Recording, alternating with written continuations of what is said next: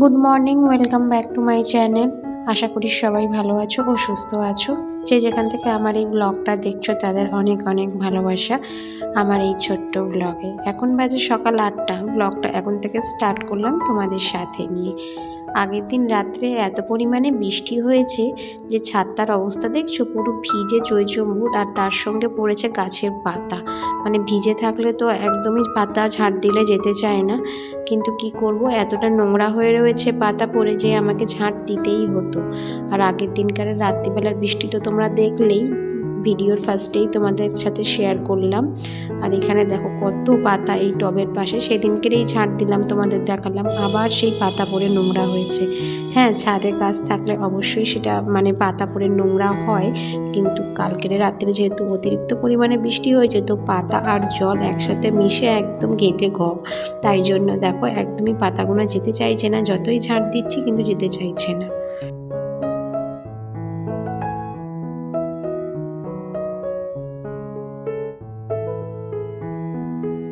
ছাদ ঝাঁট দিয়ে চলে আসলাম নিচে, কারণ আগের দিন রাত্রে কতগুলো বাসন ধুয়ে দিয়েছিলাম এই গামলির মধ্যে, তো সেইগুলো আর উপর করা হয়নি। রাত্রিরে শুতে শুতে এতটাই লেট হয়ে গেছে যে এই সব কাজগুলো সবই পড়েছিল, তো এখন সকালবেলা আমাকে করতে হচ্ছে। এই যে দেখো বাসনগুলো যেমন গুছিয়ে নিচ্ছি, এগুলো কিন্তু সব আগের দিনকারের রাত্রিরের বাসন, এখন আমাকে গুছাতে হচ্ছে। যেহেতু আগের দিন রাতে বৃষ্টি হয়েছে বলে সকালবেলা যে ঠান্ডা তা নয় কিন্তু বন্ধুরা, ঠান্ডা তো একদমই নেই বলতে পারো। জানি না আকাশে মেঘের জন্য কি এটা হচ্ছে, না আবারও বৃষ্টি আসবে সেই জন্য মনে হচ্ছে।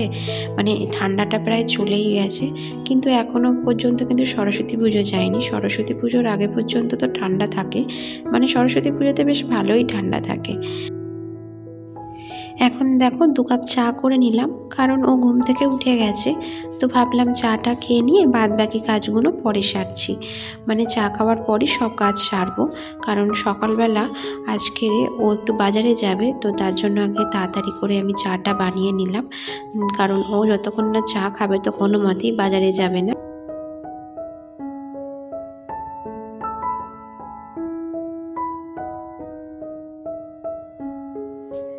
এক বালতি কাপড় কেচে এখন চললাম ছাদে মেলতে। আর আজকের আকাশের অবস্থাটা দেখলে তোমরাও বুঝতে পারবে যে না, সত্যিই বৃষ্টি আসবে, এতটাই মেঘ করে রয়েছে। চলো দেখো বাইরেটা, তো দেখলে তোমরা অবশ্যই বুঝতে পারবে পুরো অন্ধকার অন্ধকার মতো হয়ে রয়েছে। কিন্তু আমি যেহেতু কাপড়গুলো ধুয়েছি, তো সেগুলো আমাকে জল জড়াতে দিতেই হতো, কারণ কোনো উপায় আমার কাছে ছিল না, কারণ ঘরের মধ্যে কোথায় মেলবো। ওয়াশিং মেশিনে কাপড় কাচলে না বন্ধুরা, সেটা ড্রাই হয়ে বেরিয়ে যায়, আর এই রকম মেঘলা থাকলেও সেটা না হাওয়াতে হাওয়াতে শুকিয়ে যায়। কিন্তু যেহেতু আমার ওয়াশিং মেশিন নেই, তাহলে হাতেই ধুতে হচ্ছে। আর এগুলো জল ঝরাতে যদি আমি ঘরের মধ্যে দিতাম, তাহলে পুরো বারান্দা মায় আমার জলে ভর্তি হয়ে যেত, আর সেই জলে আমার ছেলে একদম সাঁতার কাটতো বলতে পারো। ও জল ঘাটতে এতটাই ভালোবাসে যে সারাদিন ওই জল নিয়েই খেলতো, আর ঠান্ডাটাও লেগে যেত, আর ভুগতে হতো পরে আমাকে। বন্ধুরা, আমার ভিডিও তোমাদের কেমন লাগছে প্লিজ একটু কমেন্ট করে জানিও, আর কোথাও যদি ভুল ত্রুটি হয় তাহলে প্লিজ তাও কমেন্ট করে বলো, নাহলে আমি বুঝতে পারবো না যে আমার ব্লগের মধ্যে কোথাও কিছু ভুল ত্রুটি থাকলে সেগুলো জানিয়ে দেওয়ার দায়িত্ব তোমাদের। তো প্লিজ একটু কমেন্ট করে অবশ্যই বলো। আর এখন দেখো চলে আসলাম নিচে, কারণ একটু সবজি কাটবো দুপুরে রান্নার জন্য। আর এখন কটা বাজে সেটাও তোমাদের বলে দিই, এখন প্রায় 10টা বেজে গেছে। আর এই যে সবজিগুলো বের করছি দেখো, এগুলো সব খুচরো সবজি বলতে পারো, একটু একটু করে করে রেখে দিয়েছিলাম, তো সেগুলোই সব এখন বের করছি, কারণ এই বাঁধাকপিটা দিয়ে রান্না করব। পাঁচমিশালি একটা সবজি বলে না, তো পাঁচমিশালি সবজি করব। তার জন্য দেখো বাঁধাকপিটাকে আগে আমি কুচি কুচি করে কেটে নিচ্ছি। আমার না একটা প্লাস্টিক ছিল যার ওপর রেখে আমি বাঁধাকপি কাটতাম, কিন্তু আমার ছেলে সেটাকে খুঁড়ি বানিয়েছে দড়ি বেঁধে, তো সেটা কোথায় ফেলেছে আমি এখন খুঁজে পাচ্ছি না। তো আমার কাছে ছিল এই কিচেন টাওয়ালটা, এটা না পরিষ্কারই, কালকে ধুয়ে দিয়েছিলাম, তো সেটার ওপরই এখন আমি বাঁধাকপিটা কেটে নিলাম। আর এখানে দেখো একটু বেগুনও কেটে নিচ্ছি, কারণ ওই যে বললাম পাঁচমিশালি সবজি বানাবো, তো সব কিছু সবজি দিয়েই বানাবো, যেগুলো সব একটু একটু বেঁচে গেছে, তো সেই সব সবজি দিয়েই পাঁচমিশালি সবজিটা বানাবো। আর আমার বর গেছে একটু বাজারে, কারণ ওকে বলেছি আজকের একটু মাছ আনতে, জানি না কি করবে। কারণ ও বাজারে যাওয়ার আগে বলতেই যাচ্ছিলো যে রুই মাছ পেলে আমি আনবো না, মানে অন্য কোনো ভালো মাছ পেলে আনবো, না হলে রুই মাছ হলে তো একদমই আনবো না। জানি না, এখনও পর্যন্ত বাজার থেকে আসিনি, তাই কি আনবে আমি এখনও পর্যন্ত বলতে পারবো না। কিন্তু ভাবলাম তার আগে এই সবজিগুলো কেটে অন্তত ধুয়ে রাখি। আর এই যে বাঁধাকপিটা দেখছো আলাদা করে চুপড়ির মধ্যে রেখেছি কেটে, তো এটাকে না আমি আলাদা করে একবার সিদ্ধ করে নেব, তারপরে এই সবজির সাথে মেশাবো। নাহলে না বাঁধাকপি কাঁচা রান্না করলে একটা কেমন একটা গন্ধ বেরোয়। তো যখনই আমি বাঁধাকপি রান্না করি প্রথমে সিদ্ধ করে জল ফেলে দিই, সেটা বাঁধাকপি হোক বা ফুলকপি, দুটোই তো প্রায় সেম একই। তো তাই জন্য আগে আমি মানে সিদ্ধ করে জলটা ফেলে দিয়ে তারপরে রান্না করি।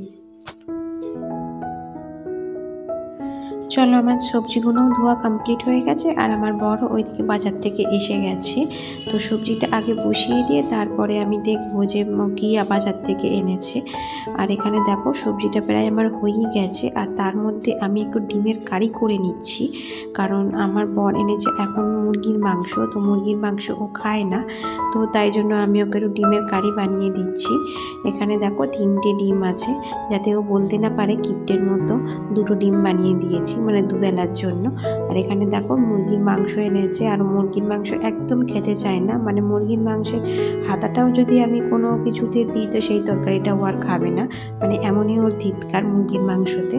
তো জানি না, যখন কিন্তু বিরিয়ানি হয় তো বেশ বিরিয়ানিটা খেয়ে নেয়, কিন্তু ওটা চিকেন বিরিয়ানি হয়, কিন্তু তার মধ্যে আমি ডিম দিয়ে দিই। বিরিয়ানি খাওয়ার সময় ঠিকই খেয়ে নেয়, কিন্তু এদিকে মুরগির মাংস খাওয়ার সময় সেটা খায় না। 2 জন মানুষ খাই, তাতে যদি আবার আলাদা আলাদা করে রান্না করতে হয় কতটা সময় যায় বলো তো।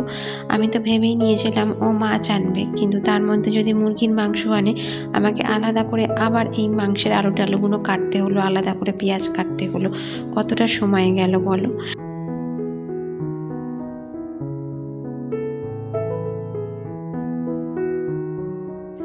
সত্যি কথা কি বলতো, একার জন্য না কোনো কিছু রান্না করতে একদমই ভালো লাগে না, কিন্তু এই মুরগির মাংসটা আমার ছেলেটা খেতে আবার খুবই ভালোবাসে। মানে আমার অতটাও মানে পছন্দ নয় মুরগির মাংস, কিন্তু আমার ছেলে খেতে খুবই ভালোবাসে, তো তার জন্যই বিশেষ করে ও এনেছে। কারণ ও জানে যে মুরগির মাংসের প্রতি আমারও মানে অতটা ভক্তি নেই। কেন বলো তো, আমি রান্না না করতে করতে মানে মুরগির মাংস এমনই হয়ে গেছে, ও খায় না বলে আমি রান্না না করতে করতে এখন আমার আর মুরগির মাংস ভালো লাগে না খেতে। কিন্তু যেহেতু ছেলে পছন্দ করে, তো তার জন্য আমাকে বানাতেই হয়। আমার ছেলে যখন হয়নি তখন না আমি মুরগির মাংস রান্নাই করতাম না, মানে আমার শ্বশুর যখন ছিল তখন করতাম, কিন্তু আমার শ্বশুর গত হবার পর থেকে আমি আর বেশিরভাগ মুরগির মাংস রান্নাই করতাম না, কারণ 2টো মানুষের রান্না, তো কি আবার আলাদা আলাদা করে করব। সেই জন্য কোনো অনুষ্ঠান বাড়ি পড়লে তখন খেতাম, কিন্তু এমনি বাড়িতে রান্না করতাম না। কিন্তু এখন আমার ছেলে না একটু যেহেতু বড় হয়েছে, খেতে শিখেছে ভাত, তো তাই জন্য ও একটু পছন্দ করে বলে তো ওর জন্য আমাকে প্রায় রান্না করতে হয়। ধরো মাসে 2-3 বার আমার মুরগির মাংস হয়। এখন দেখো মাংসটাকে ভালো করে কষিয়ে নিয়ে আমি একটু গরম জল দিয়ে দিলাম, কারণ গরম জল দিলে না মাংসের টেস্টটা বেশ অন্যরকম লাগে, মানে বেশ ভালো লাগে খেতে। আর মুরগির মাংস তো খুবই নরম মাংস, কষাতে কষাতেই গলে যায়, কিন্তু তাও তো সিদ্ধ করাটা দরকার, তো তাই জন্য একটু গরম জল দিয়ে চাপা দিয়ে দিলাম। আর এখন দেখো চলে এসছে সিঙ্কের কাছে, কারণ যেহেতু এখানে আমি মাংস টাংস ধুয়েছি, তো একটা আষ্টানি গন্ধ বেরোবে পরে, তো তাই জন্য আমি সিঙ্কটাকে ভালো করে ধুয়ে নিচ্ছি। সিঙ্কটা পরিষ্কার করার আগে বেশ কতগুলো বাসন মেজেছি, সেটা তোমাদের ভিডিওর মাধ্যমে দেখানো হয়নি। কারণ কি হয়েছে বলো তো, আমি না স্ট্যান্ডে লাগিয়েছি ফোনটা ঠিকই, কিন্তু ক্যামেরাটা অন করতে ভুলে গেছি, মানে এতটাই কাজে ব্যস্ত। কিন্তু আমার মনে হলো আমি ক্যামেরাটা অন করেছি, কিন্তু কখন যে ক্যামেরাটা বন্ধ হয়ে পড়ে রয়েছে সেটা আমি খেয়ালই করিনি। যখন আমি বাসন টাসন ধুয়ে ক্যামেরাটা সরাতে গেলাম, তখন দেখলাম এটা ভিডিও লোডিংই হয়নি, মানে কোনো ক্যাপচারই হয়নি। তো তখন নিজের ওপরই অনেকটা রাগ উঠছিল বন্ধুরা, যে কি করব আমি এখন। তো চলো, কিছু করার নেই, যতটা ক্যাপচার করেছি ততটাই তোমাদের সাথে শেয়ার করব। এই সমস্ত সাংসারিক কাজ করতে করতে এখন বাজে দুপুর 1টা, মানে সেই রান্নাঘরে 11টায় ঢুকেছি আর এখন বার হলাম, মানে এতটাই কাজে ব্যস্ত, মানে রান্না করতে ব্যস্ত। দেখলেই তো কতগুলো পদ করলাম, পাঁচমিশালির সবজি করলাম, ডিমের কারি করলাম, আবার মাংস করলাম। একা হাতে জোগাড় করে এগুলো রান্না করতে কতটা সময় লাগে বলো তো বন্ধুরা।